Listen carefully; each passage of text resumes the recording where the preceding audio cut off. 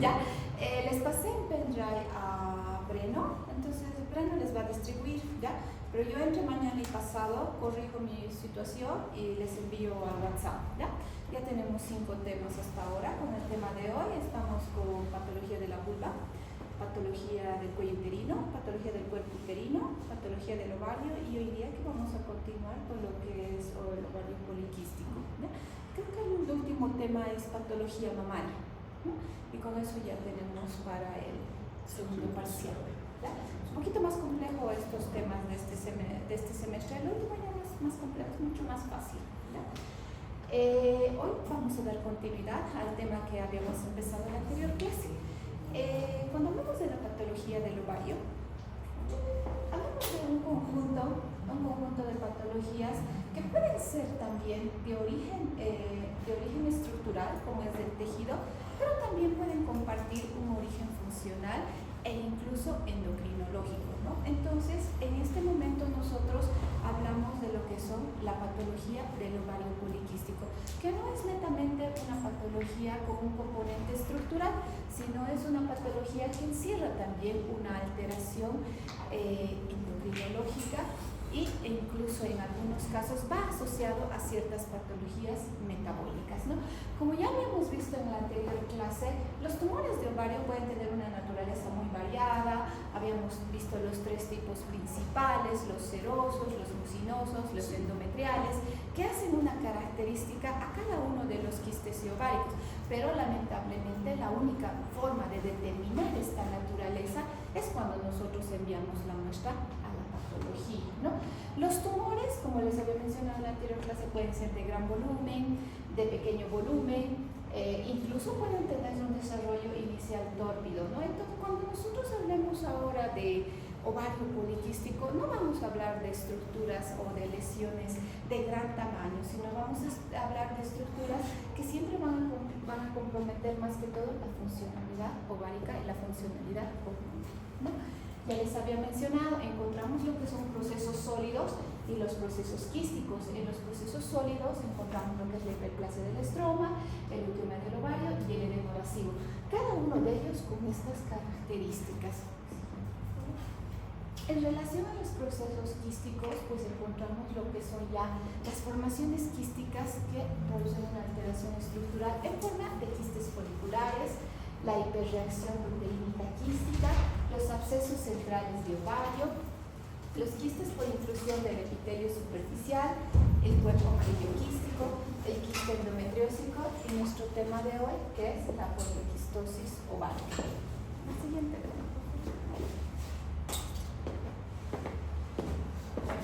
Como les había mencionado, la poliquistosis ovárica es un síndrome hiperandrogénico. Esa es la causa principal de que se produzca un desarrollo anormal de quistes en el ovario, de quistes foliculares, ¿no?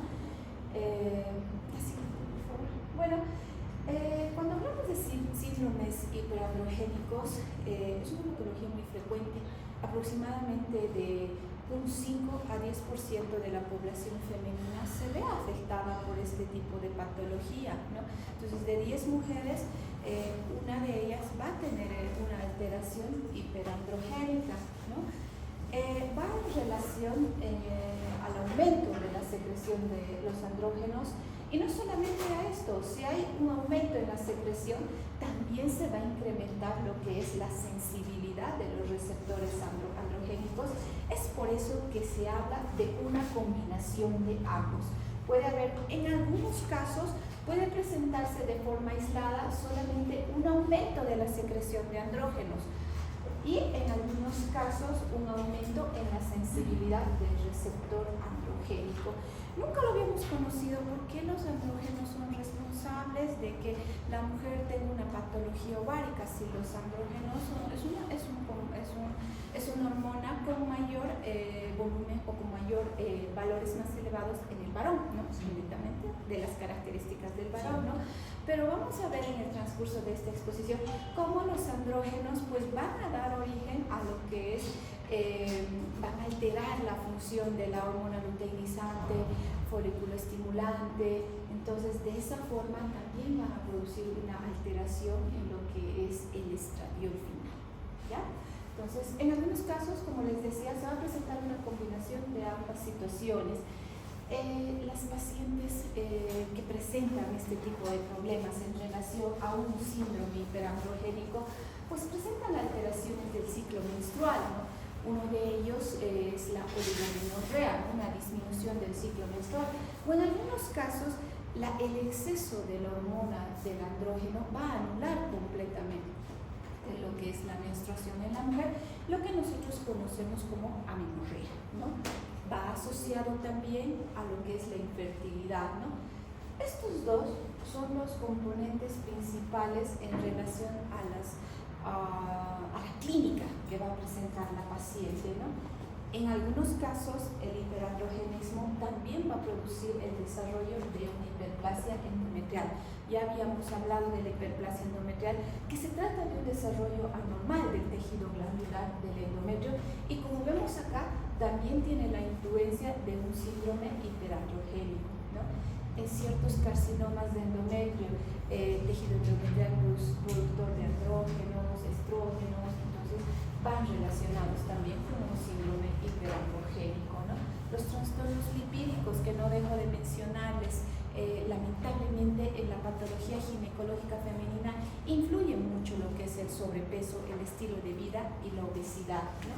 Las pacientes con diabetes mellitus tipo 2 y las pacientes que tienen enfermedades cardiovasculares y posteriormente pueden generar también una enfermedad cerebrovascular, ¿no? Entonces, el síndrome hiperandrogénico, como podemos ver acá, no es simple, no es una cosa pequeña, es una cosa grande, compleja, que produce una alteración incluso multisistémica en la mujer, no solamente en relación a los órganos. Vamos con la siguiente, Breno.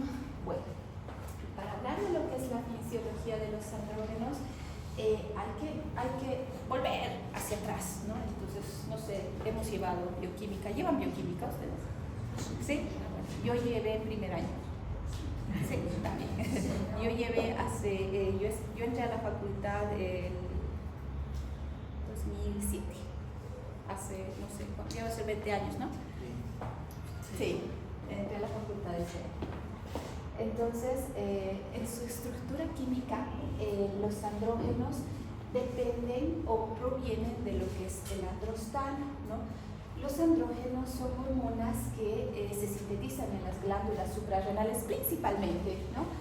En el varón, en los testículos, en las glándulas suprarrenales también en el sexo femenino, y en los ovarios en la mujer, ¿no? Estos dos son las principales estructuras que nos van a alimentar de andrógenos, ¿no? Esta hormona tiene un componente funcional muy importante en relación al desarrollo, también el desarrollo de las características sexuales y mucho más con el factor que es una función fisiológica, que es la reproducción, ¿no? Entonces, como podemos ver acá, los andrógenos van a participar en lo que es la aparición del vello axilar y pubiano, que es la pubarca en la mujer, ¿no? Y también se encargan de mantener y regular la función ovárica. En sí, los andrógenos van a ser los que van a manejar nuestra función ovárica, ¿no? Pero para la mujer, como les había dicho, los andrógenos van a ser los precursores iniciales de lo que es el estrógeno. Y el estrógeno en la mujer regula lo que es nuestro metabolismo óseo, la libido y el interés sexual, ¿no? Es ahí la importancia de que nosotros hablamos de la función androgénica. Bueno, en la fisiología de los andrógenos, pues los andrógenos, como les había mencionado, la principal estructura que nos va a proveer de andrógenos en la mujer es la glándula suprarrenal y los ovarios. Pero el ovario también tiene una gran funcionalidad en la producción de los andrógenos, y esto en relación a las células que presenten su estructura. Las células de la teca, ¿qué son estas, no? La teca externa, la teca interna. En este caso, la teca interna van a ser los productores de andrógenos, las células de la teca interna. No es algo que les voy a preguntar, ¿no? Pero sí se los estoy mencionando. Las células de Leydig, la corteza suprarrenal, el trofoblasto también es productor de andrógenos, las células de la glía y las neuronas. Pues yo nunca me podría haber imaginado que los andrógenos provenían también de lo que son las células de la glía y las neuronas, y vamos a ir viendo de qué otras estructuras también nos proveen de andrógenos, ¿no? Entonces, una alteración o una sobreproducción de andrógenos en este tipo de células va a generar lo que es una elevada producción de testosterona, de hidroepiandrosterona, el DEA, que es un 10%, el sulfato de hidroepiandrosterona, el SDA, y la androstenedona, ¿no? Bueno, estos van a tener un origen principalmente ovárico. Como les decía, un 20-25% del tejido ovárico va a producir testosterona, ¿no? Ella, lo que es la androstenedona, que tiene la androstenedona va a dar origen a lo que es un 40 a 50% de los andrógenos circulantes, ¿no? Entonces, ¿qué pasa en las mujeres menopáusicas, ¿no? Generalmente esta producción, este porcentaje hormonal, nosotros lo vemos. No te duermas. ¿Qué te llevas? Tú, sí. No, a tu compañera de atrás te decía que le hagas despertar. Estás durmiendo, querida. Ya. Bueno, en la mujer menopáusica aproximadamente también existe lo que es un 50% de testosterona circulante y un 20 a 30% de androstenedona. Lo que pasa es que muchas veces las mujeres, cuando vienen a consulta, existe mucho este problema que la mujer dice: estoy con mi menopausia, y sigue menstruando. Entonces, eso no es menopausia. ¿Cuándo se considera menopausia?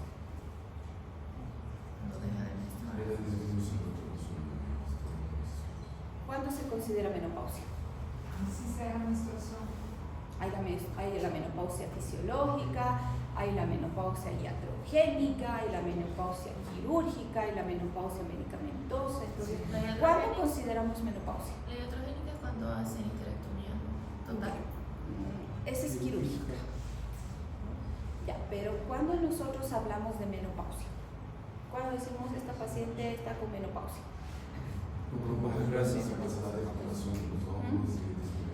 La menopausia es el concepto que nosotros manejamos, es cuando ha habido un cese de la menstruación durante un año. A veces viene la paciente y te dice: hace 3 meses que no menstruo. Eso es amenorrea, ¿no? Si ya ha pasado 3 meses que no menstrua, es amenorrea, no es menopausia, ¿no? Las causas de amenorrea pueden ser muchas, pero no menopausia, ¿no? Porque pasa los 3 meses y vuelve a menstruar, no es menopausia. No es menopausia, ¿no? Entonces, menopausia se considera cuando ya ha pasado aproximadamente un año de lo que es el cese de la menstruación. Pasa un año del cese de la menstruación, la paciente se encontraba antes en una fase perimenopáusica. Cuando ya ha pasado un año, se encuentra en una fase menopáusica. Y cuando ya pasa de 5 a 10 años, la paciente se encuentra en una fase climatérica, ¿no? Entonces, esas son las diferentes fases, ¿no? No es lo mismo, aunque algunos libros, no me voy a equivocar, lo manejan como climaterio y menopausia lo mismo. No. Entonces, bueno, en nuestro librito creo que lo diferencian menopausia y climaterio, ¿no?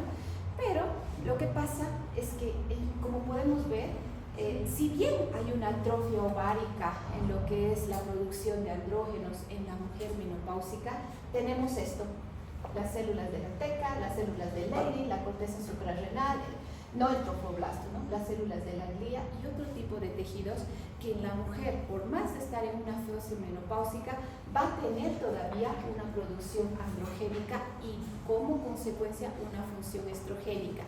Es por eso que cuando habíamos mencionado en las anteriores patologías, hiperplasia endometrial se presenta en pacientes perimenopáusicas, en pacientes menopáusicas. ¿Por qué se presenta si ya ha habido un cese de la función hormonal? Pero para que ustedes vean, no existe un cese completo. ¿Por qué la mujer todavía tiene corteza suprarrenal? ¿Por qué la mujer todavía tiene las células de la glía? Entonces, la mujer tiene otros tejidos en su mismo organismo productores de andrógenos que van a sostener la función androgénica y como consecuencia su función estrogénica. ¿Han entendido lo que les he explicado? ¿Sí? Es por eso que muchas patologías en las mujeres tienen un componente estrogénico, pero un componente estrogénico, ¿por qué? Porque existen otros tejidos que también nos proporcionan, van a seguir proveyendo ese sustento estrogénico. Así. Entonces la diferencia entre amenorrea la amenorrea no siempre se presenta en pacientes adultas, se puede presentar en pacientes de cualquier edad. Sí. Es un cese de la menstruación por 3 meses. La menopausia entonces es un morano y lo materia a partir de cuánto tiempo. Algunos lo consideran de los 2 a 10 años, de los 5 a 10 años. ¿Ya? Gracias. Entonces vamos a lo que son los andrógenos. Los andrógenos, su fuente principal van a ser las gónadas y la glándula suprarrenal. También va a existir lo que es una fuente extraglandular de esteroides sexuales. Aquí vamos a mencionar a los otros. Bueno, ¿quiénes son los otros productores de hormonas esteroideas? El tejido graso principalmente, el tejido muscular.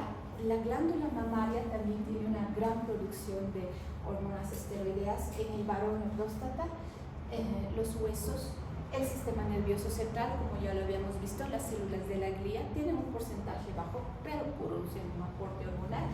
Y la unidad pilosebácea, ¿no? Entonces, como nosotros vamos a ver, muchos síntomas que presenta la paciente como ovario poliquístico van en relación a lo que es la obesidad, la atrofia de la glándula mamaria, la pérdida de la mineralidad ósea y lo que es el hirsutismo, ¿no? Entonces, ¿por qué? Porque la producción de esta hormona androgénica va en relación a estos tejidos, ¿no? Entonces, el aporte de los niveles de testosterona circulante, bueno, les diré que los andrógenos van a dar origen a lo que es la testosterona. La testosterona, por acción de la hormona luteinizante, va a actuar sobre lo que son la hormona folículo estimulante, ¿no? Entonces, pero el aporte de los niveles de testosterona circulante va a ser aproximadamente un 50% en la premenopausia y un 40% en la mujer posmenopáusica. Quiere decir que en la paciente menopáusica no hay una caída total de la función hormonal, si bien hay una disminución, pero no hay una caída total.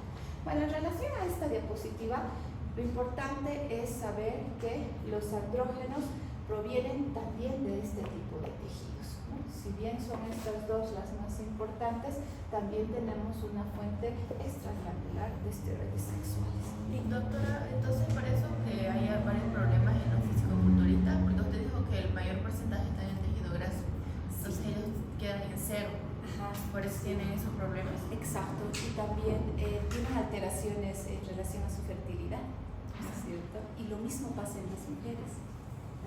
Entonces las mujeres entran en una fase androgénica.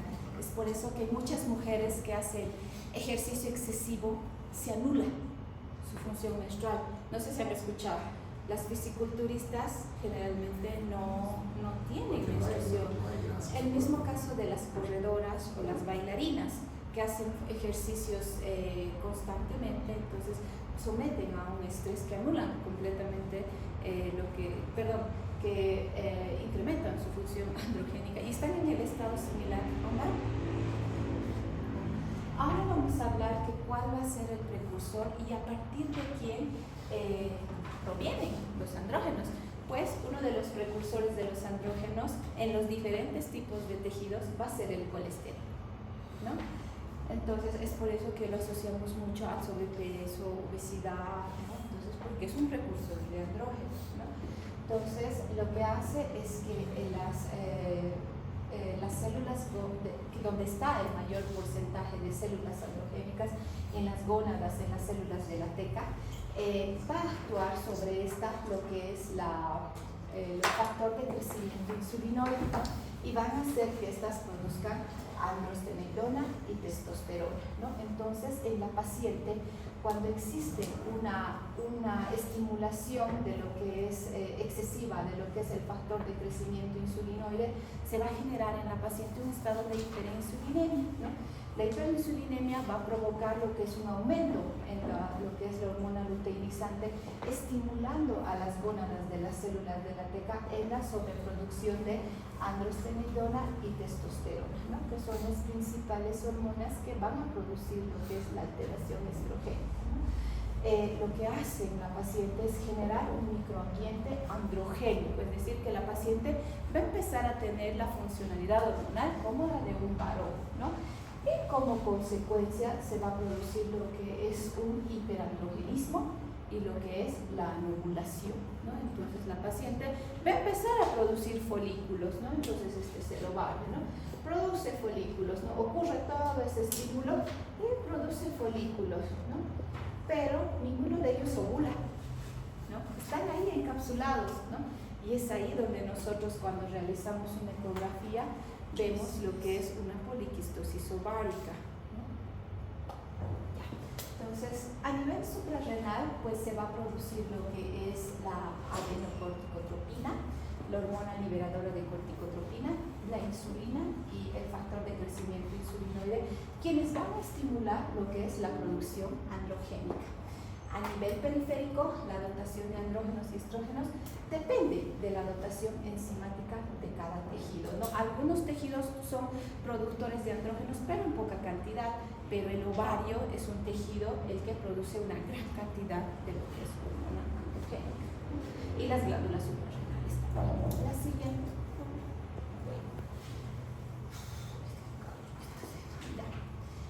El hiperandrogenismo ovárico y el síndrome de ovarios poliquísticos pues se caracteriza, como les había mencionado en principio, por ser una disfunción endocrino y metabólica, ¿no? Ya les había mencionado que el porcentaje de presentación es de 5 a 10%. En las pacientes jóvenes, ¿no? En las pacientes que se encuentran en una edad fértil, tiene ese porcentaje de población afectada. En las pacientes adultas no tiene el mismo porcentaje de afectación, pero lamentablemente las pacientes adultas que muchas veces cursan con un síndrome de ovario poliquístico también cursan con cuadros de diabetes mellitus tipo 2, ¿no? Entonces hay un estado de hiperinsulinemia que como consecuencia la paciente desarrolla lo que es un estado diabético, ¿no? Y como consecuencia de forma aislada o de forma conjunta, también se puede presentar lo que son las enfermedades cardiovasculares, ¿no? Esto ya en las pacientes adultas, ¿no? Es por eso que no es lo mismo manejar una paciente joven en edad fértil con ovario poliquístico que una paciente adulta con ovario poliquístico, ¿no? Bueno, el síndrome de ovario poliquístico fue descrito en el año 1935, tal vez cuando ni nuestros papás existían. Entonces fue descrito por dos personas, ¿no? Uno por Stein, que es el apellido, y otro por Leventhal, ¿no? Entonces es por eso que lo ponen como Stein-Leventhal, ¿no? No sé si alguna vez han escuchado, ¿no? Entonces ellos fueron quienes describieron lo que es el ovario poliquístico. Y en un inicio ellos no lo describían como un estado androgénico, entonces ellos solamente se basaron en características clínicas. ¿Y cuáles fueron las características clínicas que ellos encontraron? Pues uno de ellos fue la amenorrea que generaba en las pacientes, ¿no? En otros fue el ovario aumentado de volumen, las alteraciones menstruales, que generalmente es los ciclos irregulares, o lo que es la oligomenorrea, ciclos menstruales cortos en escasa cantidad, ¿no? La infertilidad, el hirsutismo y la obesidad. Entonces, para Stein-Leventhal, describir el síndrome de ovarios poliquísticos era paciente que presentaba estas características tenía ovarios poliquísticos. Pero este concepto fue desarrollándose y fue investigándose más y se establecieron otros conceptos sobre el ovario poliquístico. Bueno, entre los criterios diagnósticos pues se considera lo que es el exceso de andrógenos circulantes, la anovulación crónica, en algunos casos se acompaña además de lo que puede ser hiperprolactinemia y hiperplasia suprarrenal congénica o hipotiroidismo son estados muy independientes que van a generar también un hiperandrogenismo, ¿no? Pero la causa principal de hiperandrogenismo va a ser el exceso de andrógenos circulantes y la anovulación crónica, ¿no? Ahora vamos a ir viendo en el transcurso de los años cómo ha ido cambiando el concepto de la poliquistosis ovárica, ¿no? Ya en el 1990 se describió como la característica, ya se conocía que no solamente era menorrea, oligomenorrea, obesidad, no. En el 1990 ya se describió que la poliquistosis ovárica se desarrollaba a partir de un hiperandrogenismo clínico y bioquímico, ¿no? Entonces ya encontraban alteraciones laboratoriales como ser alteraciones en la luteinizante, en valor de los andrógenos, ¿no? Y también alteraciones clínicas en la paciente. Entonces combinaban valores clínicos con alteraciones clínicas en la paciente, ¿no? Y a esto se sumaba lo que es la anovulación crónica, que generalmente se manifiesta con infertilidad, ¿no? Ya en el, esto está mal, no es 2023, creo que es 2003. Vámonos así. Rotterdam describió lo que son dos o tres de las siguientes características, ¿no?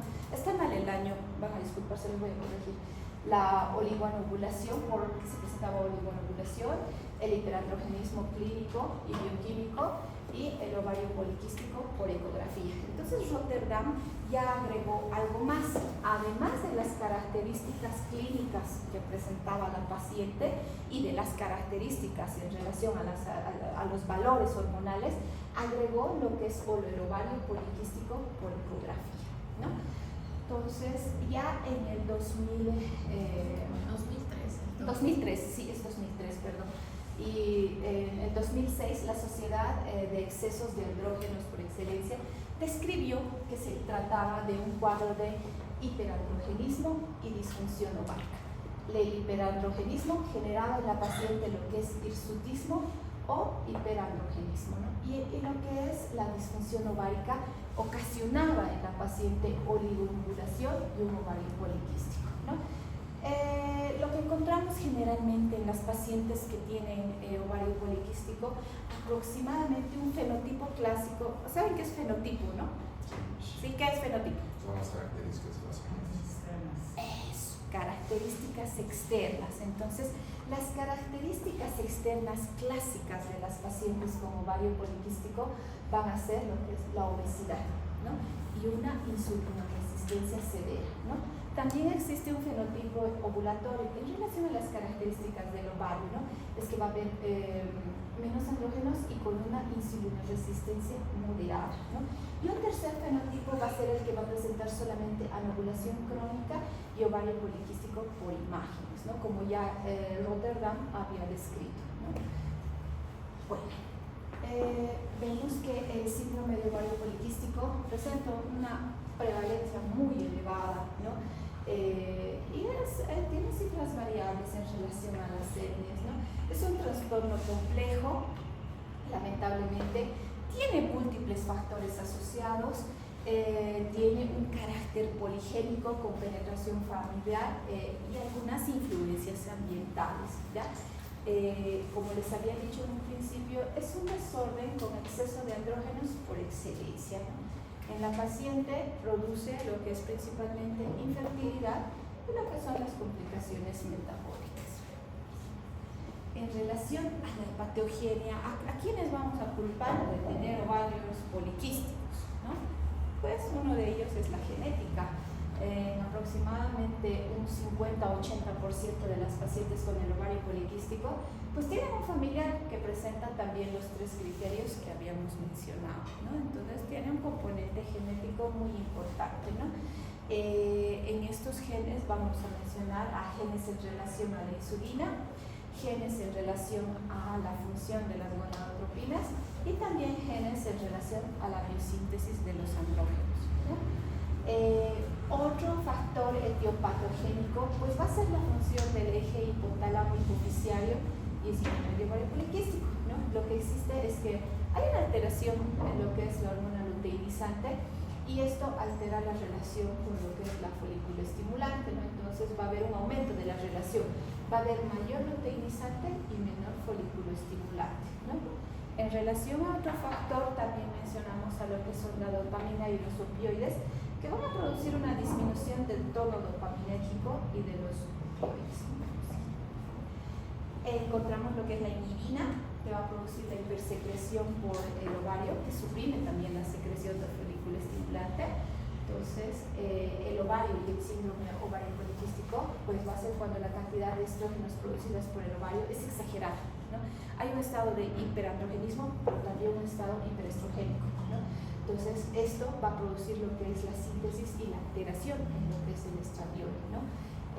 Con esto se va a producir lo que es una mayor maduración folicular y mayor atresia de los folículos. Lo que pasa es que en el síndrome de ovario poliquístico, generalmente, en el ovario normal existe lo que es la maduración, ¿no? De células pequeñas hasta uno grande, el que ovula, ¿no? Pero ¿qué pasa en el ovario poliquístico, ¿no? Entonces hay una alteración en la síntesis de estradiol, ¿no? Entonces lo que pasa es que hay un aumento de la hormona luteinizante y una disminución en lo que es el LH se encuentra aumentado y el FH se encuentra disminuido, ¿ya? Entonces, al estar disminuida la folículo estimulante, los folículos se quedan ahí, no maduran ni se rompen, ¿no? Entonces, van a seguir produciéndose, pero se van a quedar en lo que es el ovario, ¿no? Entonces, llega un punto donde esta sobreproducción y sin que se produzca una ovulación, hace que estos folículos se tornen atrésicos. En sí, en cada ciclo ovulatorio deberíamos tener uno atrésico, ¿no? El que no ha ovulado se torna, los que no han ovulado, los que se han quedado en una etapa intermedia, se tornan atrésicos, quiere decir como si se fueran momificando, ¿no? Van disminuyendo su volumen y después desaparecen. Pero lamentablemente en el ovario poliquístico no pasa eso, ¿no? En vez de tener un atrésico, tenemos varios, ¿no? Entonces tenemos múltiples. Entonces, esa es la alteración que se produce porque hay una disminución de lo que es la folículo estimulante y un aumento de lo que es la luteinizante, ¿no? Entre otro factor, describimos lo que es la exposición a andrógenos en un estado prenatal, ¿no? Y también el síndrome de ovario poliquístico, ¿no? Existe una exposición prenatal a andrógenos que podría actuar como un factor de programación fetal, es decir, las mujeres en el embarazo se exponen, ¿no? A lo que es un hiperandrogenismo y en el producto ya viene con esa programación fetal que cuando sea, qué sé yo, en una etapa fértil o en una edad adulta ya está programada, ¿no? Entonces va a desarrollar lo que es una poliquistosis ovárica. A eso se conoce como programación fetal, ¿no? La siguiente, por favor. Entre otras causas encontramos la adrenarte exagerada, que es como la producción excesiva de andrógenos, ¿no? La producción exagerada y la consiguiente aromatización periférica. Esto daría como resultado una inhibición tónica de lo que es la hormona folículo estimulante, ¿no? Y bueno, finalmente describimos también a la insulinoresistencia, ¿no? La insulinoresistencia lo que va a producir una disfunción endocrino-metabólica. La insulina se une al factor de crecimiento insulinoide 1, aumentando la producción de andrógenos de la teca en respuesta a la luteinizante, ¿no? Entonces, se produce la insulinoresistencia, se presenta de un porcentaje muy elevado en pacientes, casi en toda nuestra población, aproximadamente un 20 a 25% tiene lo que es la insulinoresistencia. Pero cuando la paciente tiene además ovario poliquístico, casi 70% de las pacientes con ovario poliquístico tienen también lo que es insulinoresistencia, ¿no? Lo del síndrome de ovario poliquístico y obesidad, ¿no? En que 30-60% de las pacientes obesas y síndrome de ovario poliquístico van a tener lo que es la insulinoresistencia, ¿no? También lo que es la intolerancia a la glucosa, aproximadamente un 30-40%, es decir, es lo que más se presenta con frecuencia. Pacientes con obesidad, pacientes con ovario poliquístico, pacientes con intolerancia a la glucosa, pues tienen también lo que es la insulinoresistencia, ¿no?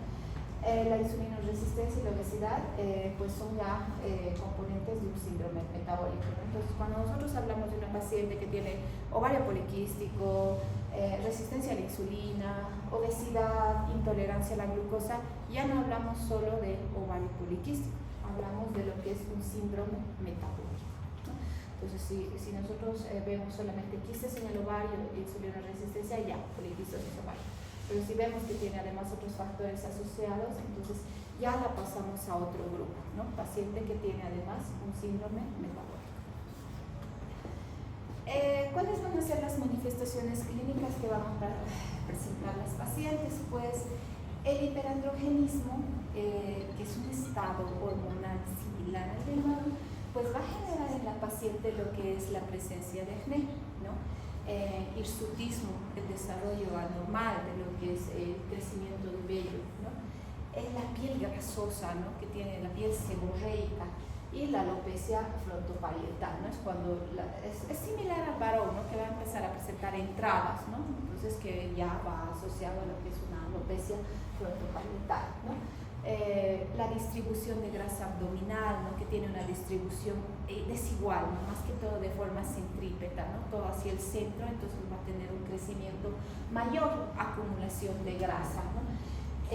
La aparición de acantosis nígricas y el aumento del tamaño de lo que es el clítoris, que se conoce como clitoromegalia. ¿Alguna vez han visto ustedes a los pacientes con acantosis nígricas? Sí. Es muy frecuente. La resistencia a la insulina, como habíamos visto en la anterior diapositiva, tiene un porcentaje muy elevado. Entonces son como formaciones lineales oscuras en el cuello, en los pliegues. Entonces eso es lo que es la acantosis acantosis nígrica, ¿no? Y muchas veces cuando nosotros vemos esas características clínicas, le pedimos a la paciente los valores de insulina, su prueba de tolerancia a la glucosa, para ver si puede tener alguna alteración en relación a la función hormonal, ¿no? Entre otras manifestaciones clínicas, pues hablamos de lo que es la anovulación crónica, ¿no? Lamentablemente las pacientes con una poliquistosis ovárica no ovulan, y al no ovular la paciente presenta un estado de oligomenorrea, o sea, escaso sangrado menstrual. En algunos casos se anula completamente la menstruación, y lamentablemente esto va a comprometer la fertilidad de la paciente, ocasionando cuadros de esterilidad femenina, ¿no? Y bueno, ya en una manifestación clínica, pero que nosotros podemos identificarlo con lo que es la ecografía, encontramos que la presencia de 12 o más folículos, que estos midan entre 2 a 9 milímetros de diámetro en uno o en ambos ovarios, y el volumen del ovario total sea de 10 centímetros cúbicos, entonces ya hace una característica de ovario poliquístico. Les voy a decir lo que pasa, ¿ya? El problema frecuente que tenemos nosotros es la ecografía. Lamentablemente para nosotros no es mucho apoyo diagnóstico cuando no es bien realizado, porque ¿qué pasa? Agarran y ven un ovario y dicen, ese ovario mide 8 centímetros cúbicos, ¿no? 8 centímetros, pero tiene quistes. Y si mide 8 centímetros y tiene 10 quistes, ¿para ustedes es ovario poliquístico? No, porque no cumple con estos criterios, ¿no es cierto? Ahora, lo que hacen en otras ecografías, y la van a ver, dice, se evidencian múltiples folículos en el ovario derecho. Volumen ovárico 10 centímetros, ovario poliquístico. ¿Está bien? ¿Por qué? Ni siquiera está contando los folículos. Debería contar los folículos. ¿Qué más? El tamaño de los folículos y el volumen del ovario. Entonces, cuando nosotros valoramos una ecografía, tenemos que ver, ¿ha contado los folículos? ¿Ha medido los folículos? ¿Ha medido el volumen del ovario? Entonces, la ecografía que tiene estas tres características es válida para nosotros hacer el diagnóstico de un ovario poliquístico. Si esa ecografía me dice múltiples folículos en desarrollo, ovario de 10 centímetros de volumen, no. Señora, otra ecografía, ¿no? Pero si no tenemos la posibilidad de hacerlo una ecografía, buscamos las características clínicas, ¿no? Para sustentar nuestro diagnóstico de ovario poliquístico. ¿Okay? Bueno, vamos a la siguiente. Creo que ya vamos a acabar. Doc, una pregunta, y para que no haya ese tipo de errores en las ecografías, ¿no Sí. tendríamos nosotros que Sí, especificar? se puede. O ustedes pueden colocar determinar el volumen ovárico, recuento folicular y tamaño de folículos. Se puede, ¿no? Generalmente nosotros no tenemos ese problema, ¿no? Porque yo no tengo mucho ese problema, porque la maternidad ya saben cómo tienen que venir la ecografía, ¿no? Entonces, generalmente las ecografías vienen, ¿no? Sí. Ustedes han visto, ¿no? Dice Sí. volumen del ovario, tantos, folículos, tantos, bien, ¿no? Entonces, lo que pasa es que en otros lugares no lo hace un experto en ecografía. La ecografía lo hace un médico general que agarra un ecógrafo y ha empezado a ver todo. Eso sí fue los diagnósticos. Entonces, y le ponen el diagnóstico de ovario poliquístico, ¿no? Entonces, siempre hay que considerar el tamaño del folículo, el número de los folículos y el volumen del ovario. La suma de ellos nos va a dar el diagnóstico del ovario poliquístico, ¿no? En la valoración diagnóstica, pues lo que nosotros vamos a hacer es nuestra historia clínica. En nuestra historia clínica lo que nosotros vamos a identificar es cómo es la menstruación en esta paciente, qué características presenta su ciclo menstrual, ¿no?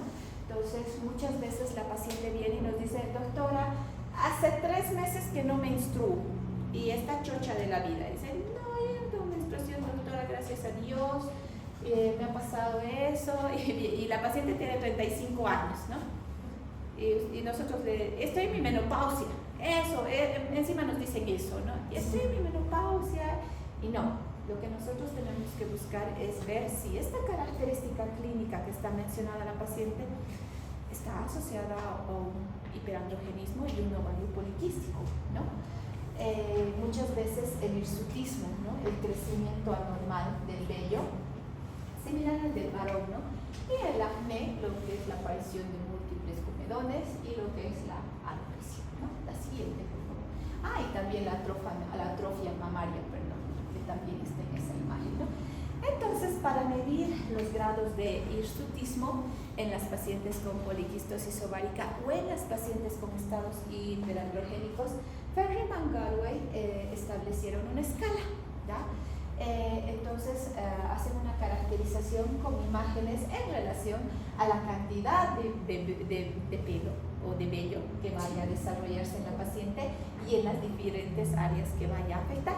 Principalmente encontramos lo que es el mentón, lo que es en la región supralabial, en el pecho, en el abdomen y lo que es en la región púbica, ¿no? Entonces, y también lo que puede ser en la región de la espalda, ¿no? Entonces vamos a ir sumando, ¿no? Ustedes si sospechan, ¿no? Van a tener esta imagen, ¿no? Porque aprendérselo no van a poder, ¿no? O sea, yo les diré que yo me lo he aprendido, así que yo tengo la imagen. Entonces cuando yo quiero, digo, a ver señora, un ratito, mírenme, le digo, ya, veo, digo, ella tiene un 3, le vemos la espalda, tiene un 2, le vemos la región supraglútea, vemos tiene un 4 y vemos la región púbica un 4. Sumamos, tiene 16, entonces tiene un hirsutismo moderado, ¿no? Entonces esa es la forma de caracterizar lo que es el hirsutismo, ¿no? No se los voy a poner, no se preocupen, ¿no? Pero ustedes tienen que saber cuál es la escala, ¿no? Entonces un hirsutismo leve es aquel que se encuentra en una puntuación de 8 al 11. Ya del 12 al 19 la paciente tiene un hirsutismo moderado, ¿no? Entonces ya cuando se trata de un hirsutismo grave, la paciente tiene un valor superior a 19, ¿no? Entonces lo que nosotros hacemos es preguntarle a la paciente, porque las pacientes se sacan, ¿no? Entonces hay muchas mujeres que se sacan el bigote, se sacan del mentón, se sacan de la región supralabial. Entonces lo que nosotros hacemos es preguntarle, ¿usted ha notado que le ha crecido el vello o la región de las patillas? Y ella te dice sí, y yo me lo saqué y siempre me lo saco. ¿Usted ha notado que tiene un crecimiento de vello en la cara interna de los muslos? Sí. ¿O en la región por debajo del ombligo? Sí. Entonces, es el momento en que nosotros identificamos características de hirsutismo, ¿no? Es similar al desarrollo de vello en un varón. Para la valoración diagnóstica, pues sí hemos visto, ¿no? Nuestras escalas para el hirsutismo, la historia clínica, pero nos vamos a la valoración diagnóstica, ¿no? En el examen físico lo que nosotros vemos es la antropometría, ¿no? Un índice de masa corporal elevado en la mujer, ¿no? El perímetro de la cintura, ¿no? La distribución de la grasa corporal, ¿no? Generalmente es de una forma centrípeta, ¿no? Como les decía, hacia el centro, ¿no? O sea, llega a desarrollar una forma similar al delantal, ¿no? Entonces, es importante, además, en nuestra valoración corporal, como ya habíamos visto, cuando se presenta una paciente en edad fértil, generalmente tiene alteraciones hormonales, función del ovario, oligomenorrea, menorrea, pero cuando se presenta en una mujer adulta, puede estar asociado a estados de resistencia a la insulina, que posteriormente van a generar estados de diabetes mellitus tipo 2 o estados con alteraciones cardiovasculares, ¿no? Es por eso que en las pacientes adultas que vemos síndrome de ovario poliquístico, hiperandrogenismo, resistencia a la insulina, consideramos también lo que es la medición de la tensión arterial, ¿no? Para descartar patologías cardiovasculares, ¿no? En la evaluación diagnóstica consideramos lo que son los valores laboratoriales, ¿no? Los niveles de testosterona total y libre, la dehidroepanioandrosterona, la androstenedona, la 17-hidroxilo, la progesterona, los valores de folículo estimulante, luteinizante, prolactina y TSH, ¿no? Que muchas veces también van a contribuir al desarrollo de lo que es o se van a acompañar también alterados, se van a encontrar alterados en lo que es la patología del ovario poliquístico, ¿no? También pedimos a las pacientes lo que es un perfil lipídico, ¿no? Entonces, habíamos visto que los andrógenos derivan de lo que es el colesterol, ¿no? Entonces, un estadio hiperandrogénico también puede estar asociado a estados de hipercolesterolemia, ¿no? Entonces pedimos a la paciente un perfil lipídico, el test de tolerancia oral a la glucosa, la medición de la insulina para evaluar la tolerancia a la glucosa y la resistencia a la insulina, ¿no? Y nos basamos en los criterios, ¿no? Los criterios ecográficos que ya les había mencionado. 12 o más folículos, diámetro de 2 a 9 milímetros y el volumen ovárico de 10 centímetros cúbicos, ¿no? Entonces aquí vemos una ecografía, vemos pues más de 12, ¿no? 1, 2, 3, 4, 5, 6, 7, 8, 9, 10, 11, 12, 13, hasta 20, ¿no? Que está ocupando totalmente lo que es la estructura del ovario y anulando prácticamente lo que es la función de lo que es el estroma ovárico.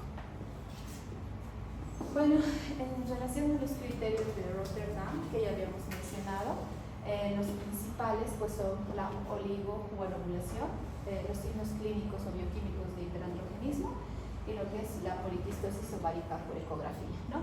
Ya en lo que es la oligoanovulación vamos a encontrar lo que es oligomenorrea o amenorrea, ¿no?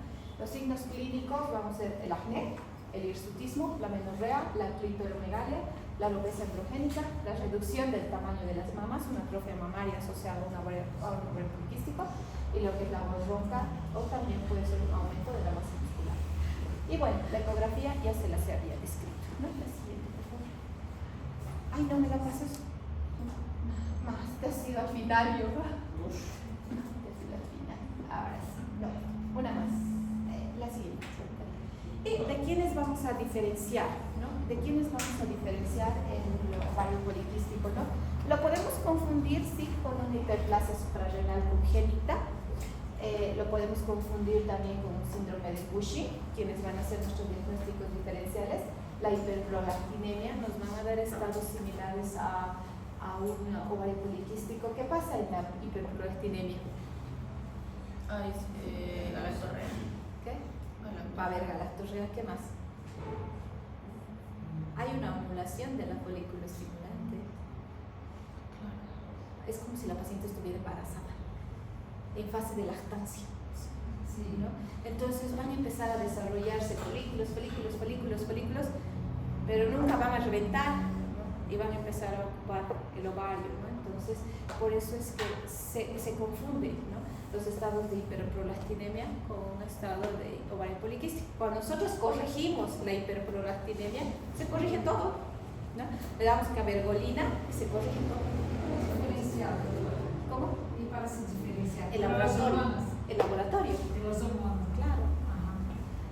Bueno, también encontramos lo que es el hipotiroidismo primario, los tumores productores de andrógenos, la obesidad, que ya se los había mencionado, el uso de fármacos corticoides y andrógenos, ¿no? Entonces, ellos van a ser nuestro diagnóstico diferencial de un síndrome de ovario poliquístico. Bueno, entre las consecuencias del síndrome de la poliquistosis ovárica, pues vamos a encontrar consecuencias a corto plazo, ¿no? La poliquistosis ovárica tiene como consecuencia principal, pues, la obesidad, ¿no? Lo que es la esterilidad femenina, la irregularidad menstrual, el perfil anormal de lípidos, el hirsutismo, la intolerancia a la glucosa, acompañado de lo que es la acantosis nígrica, ¿no? Entonces, a corto plazo nosotros vamos a identificar esto, ¿no? Pero a largo plazo vamos a identificar lo que es ya cuando hay estados prolongados de poliquistosis ovárica, diabetes mellitus, un cáncer endometrial, que es poco probable, ¿no?, y la enfermedad cardiovascular. En relación al tratamiento, pues vamos a tener, nosotros vamos a considerar un manejo general de todas las pacientes, ¿no?, sin importar su deseo de concepción al momento del tratamiento. Vamos a considerar un manejo especial de la paciente sin deseo de concepción al momento del tratamiento. Vamos a considerar también un manejo especial de la paciente que tiene deseos de concepción al momento del tratamiento, ¿no? Y finalmente vamos a considerar también a nuestras pacientes que han desarrollado hirsutismo. No todas desarrollan hirsutismo, ¿no? Es por eso que vamos a tener un manejo especial de nuestras pacientes con hirsutismo, ¿no? Bueno, en el manejo general, pues a todas las pacientes, deseen tener hijos o no deseen tener hijos, tenemos que hablar con ellas sobre los cambios en el estilo de vida, ¿no? Tiene que mejorar sus estilos de vida, lamentablemente es así. Si la paciente no mejora su estilo de vida, pues no hay una corrección franca de lo que es la poliquistosis ovárica, ¿no? A esto me refiero con realizar ejercicio físico y los cambios en la dieta, ¿no?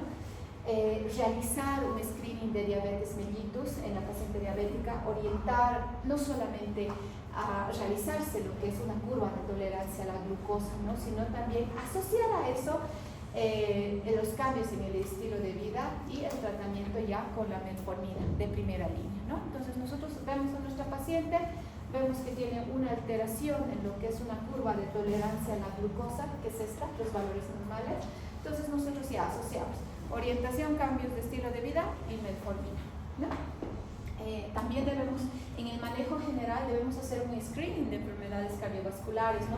Si la presión arterial se encuentra elevada, el índice de masa corporal, si tiene ya datos hacia sobrepeso y obesidad, la circunferencia abdominal mayor a 35 pulgadas, el perfil glicémico, el colesterol mayor de 200 miligramos, el colesterol de alto valor, de bajo valor. Entonces, ¿en qué valores se encuentran todos estos? Los vamos a asociar a nuestro manejo general de la paciente. La paciente quiera tener hijos o no quiera tener hijos, nosotros vamos a buscar todos estos datos.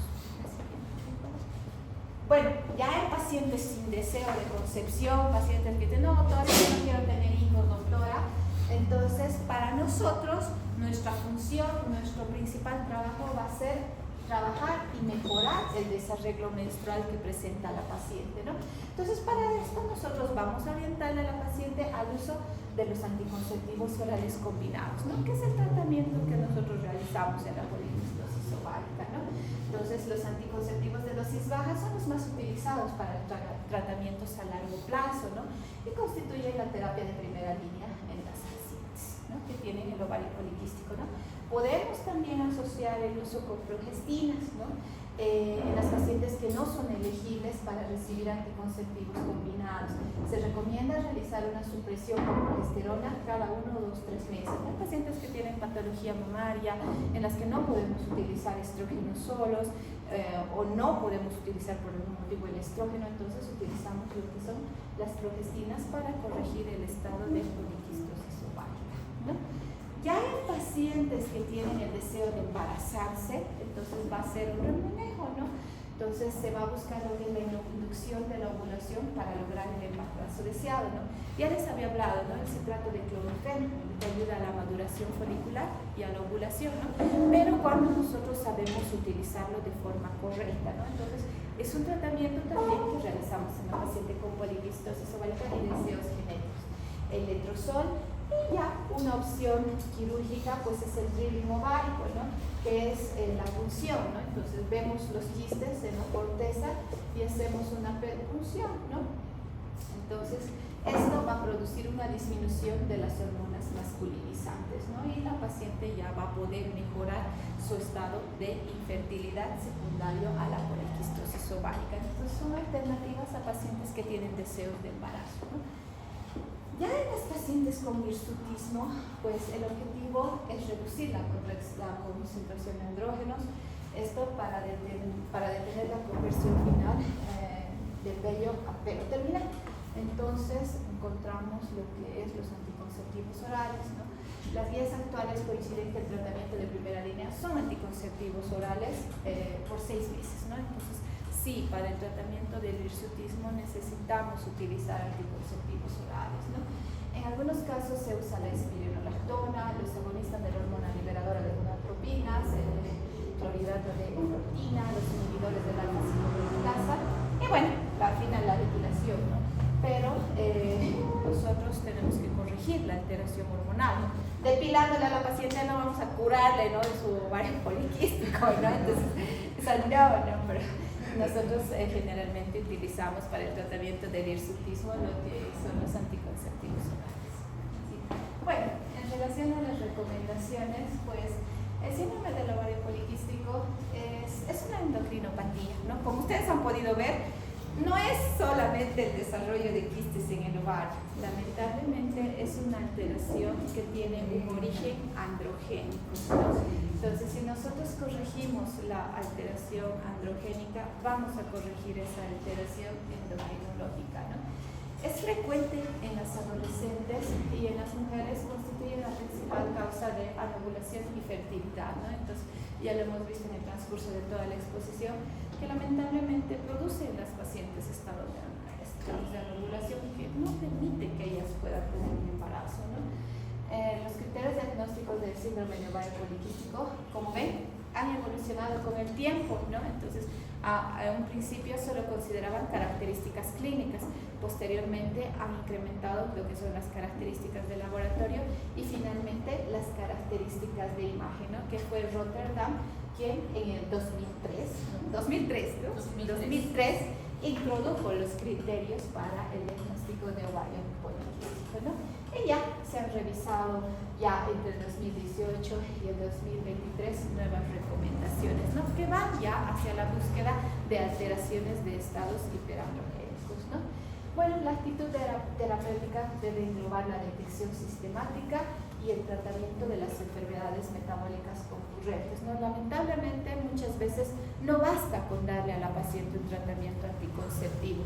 Si la paciente tiene alteraciones en relación a la insulinoresistencia u obesidad, debemos combinar otro tipo de tratamientos, ¿no? Y es ahí donde habíamos visto la metformina como un tratamiento combinado para tratar el síndrome de ovario poliquístico y disminuir lo que son los estados de resistencia, de hiperresistencia a la insulina, ¿no? La siguiente.